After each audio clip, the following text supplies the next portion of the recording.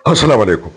आ, Doha Qatar मुआहदा जो पाकिस्तान और अफगान तालिबान के दरमियान हुआ था, उसमें अफगान तालिबान की जीत के हवाले से और मुख्तलिफ संजीदा मौज़ूआत पे इससे कबल की गुज़िश्ता वीलॉग में मैंने बड़ी तफसील से बात की थी। उस तफसील को मैं यहाँ रिप्रोड्यूस करना नहीं चाह रहा हूँ, क्योंकि वीडियो की तवालत बढ़ जाएगी। जो भी दोस्त उसमें दिलचस्पी रखते हैं तो इस सिलसिले के पहली गुज़िश्ता वीडियो जो है वो देख सकते हैं, लेकिन मैं उसको समराइज यूँ करूँगा कि अफगानिस्तान और पाकिस्तान के दरमियान दोहा कतर में एक मुख्तसर जंग के बाद जो अमन मुज़ाकरात हुए थे, उसकी स्याही अभी खुश्क नहीं हुई थी कि दोनों जानिब से मुतज़ाद मौक़िफ़ इख्तियार किए गए। और उस पर जब बात हो रही थी तो मैं ये समझता हूँ कि दोहा कतर अमन मुआहदे में तालिबान ने बहुत कुछ हासिल किया है। अगर वो फौजी मास पे पाकिस्तान से बुरी तरह शिकस्त खा चुके हैं तो सफारती और सियासी मैदान पे उन्होंने पाकिस्तान को शिकस्त दी है। बगैर तस्लीम किए गए, न पाकिस्तानियों को रस्मी तौर पर तस्लीम किए न दुनिया ने न यूएनओ ने, मां सिवाय रूस के। लेकिन इस रस्मी जो है तस्लीम नहीं किए जाने के बावजूद भी एक ग्रोह को मुल्क का दर्जा दे के उससे अमन मुज़ाकरात किए गए हैं। तो ये एक सफारती और सियासी तनाजुर में आगे चल के एक खतरनाक बात होगी कि आपने एक जंगजू ग्रोह को, जो आप रियासत तस्लीम नहीं करते, उससे आप एक रियासत की हैसियत में बैठ के बात करते हैं। फिर दोहा कतर की जो है जमानत और गारंटी वो भी इतनी मौसर नहीं है, क्योंकि दोहा खुद हमास के रहनुमाओं को इसराइलिया में से कतर में नहीं बचा सका। तो वायलेशन के हवाले से क्या खाक वो अफगान तालिबान पे कोई प्रेशर बिल्डअप कर सकेगा। लेकिन तालिबान ने कमाली खुशियारी से जहाँ अपनी एक रियासती हैसियत को इस मुआहदे में तस्लीम करवाया, तो वहाँ उन्होंने सदियों के, सालों के, अशरों के मुतनाज़ा ड्यूरन लाइन पाक अफगान बॉर्डर को जो है एक नई सूरत हाल से आलमी उफक पे, आलमी फोरम पे मुतनाज़ा सरहद करार दे के ड्यूरन लाइन में अपना जो क्लेम है उसकी एक बुनियाद रखी है। और इस पे एक दो टोक मौक़िफ़ जो है अफगान हुकूमत और तालिबान की जानिब से आ रहे हैं। इस पे गुज़िश्ता वीलाग में बात हुई थी। अब बात को आगे बढ़ाते हैं।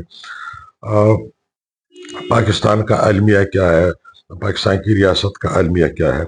रियासत का अलमिया यह है कि रियासत खुद को अक्ल कुल समझती है और वो आज़ाद राय को कोई अहमियत नहीं देती।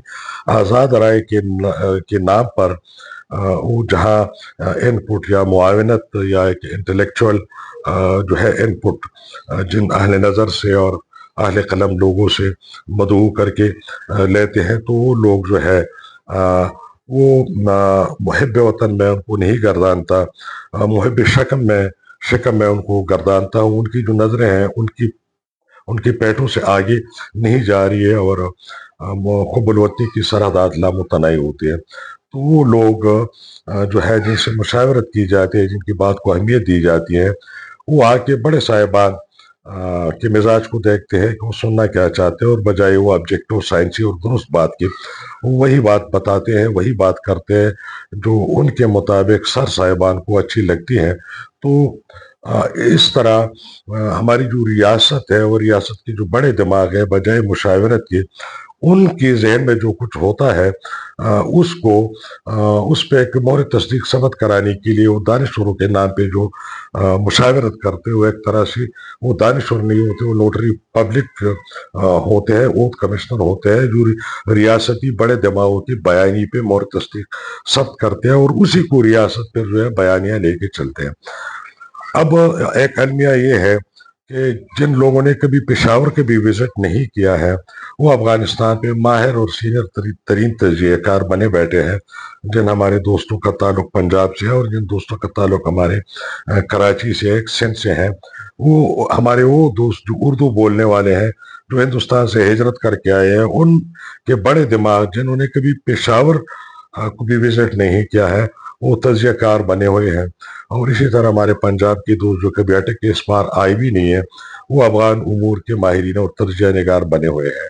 اب ریاست کی جانب سے ایک چیز آتی ہے تو اسی کا ڈنڈورا پیٹتے ہیں۔ ایک تو پاکستان کی ریاست نے ایک پالیسی بیان جاری کیا ہے کہ افغانستان اور پاکستان کے درمیان یہ جو جنگ ہے یہ پاکستان کے عوام اور افغانستان کے عوام کے درمیان کوئی جنگ نہیں ہے، اور یہ پاکستان کی سیکیورٹی فورسز اور دہشت گرد گروہوں کے درمیان ایک لڑائی ہے۔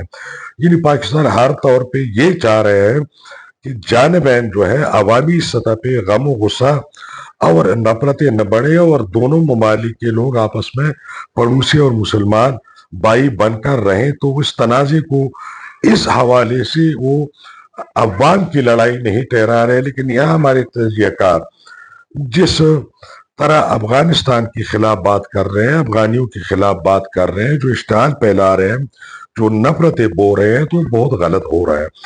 اب جس طریقے سے سندھ سے اور پنجاب سے، فیصل آباد وغیرہ سے، راولپنڈی، اسلام آباد سے افغان مہاجرین کو بے دخل کر دیا گیا، وہ بھی جو ہے مسلمہ بین الاقوامی اصولوں کی مخالف ہے۔ کہ خاندان کو میں جانتا ہوں پنڈی میں، خاندان کی 3 بزرگ مغرب کی نماز پڑھنے قریبی مسجد میں گئے، اور نماز کے بعد جب آئے تو ہماری حکومت نے اس کی تمام خاندان کو ٹرکوں میں بٹھا کے سب سامان سمیت جو ہے تورخم بارڈر پار کروانے بھجوایا تھا۔ وہ 3 مرد حضرات اب آ کے پشاور میں ایک عزیزوں کا رہائش پذیر ہے۔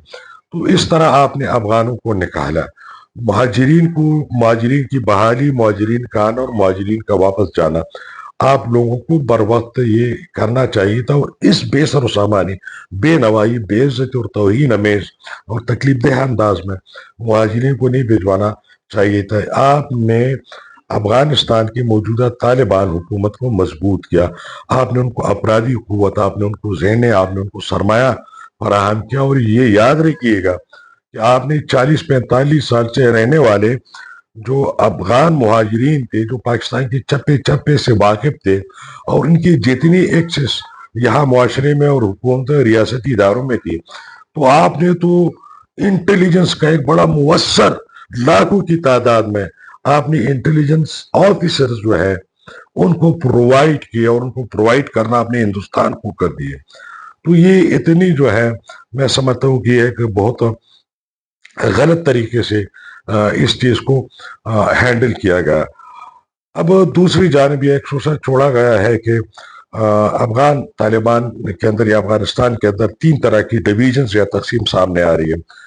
یہ کہا جا رہا ہے کہ افغان طالبان 2 دڑوں میں تقسیم ہے، کنداری دڑا اور مدرد اور کابلی دڑا۔ ایسی کوئی بات نہیں ہے، افغان طالبان ایسے جڑے ہوئے ہیں، ان کے اتفاق اتحاد اس طرح قائم ہے۔ آپ کس کو دھوکہ دے رہے ہیں؟ اپنے آپ کو دے رہے ہیں، اپنے عوام کو دے رہے ہیں۔ تو افغان طالبان میں کوئی تفریق نہیں ہے۔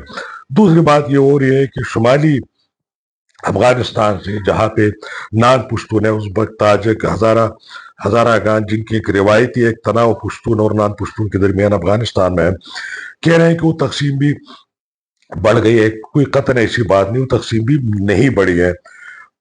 پاکستان کے مقابلے میں شمالی اتحاد کے جو لوگ ہیں وہ طالبان کا ساتھ دے رہے ہیں۔ اچھا، آپ نے امریکہ اور نیٹو کے چوڑے منظم فوج، پولیس اور سرکاری اہلکاروں کو افغانیت کے نام پہ طالبان کی قریب کر دیا۔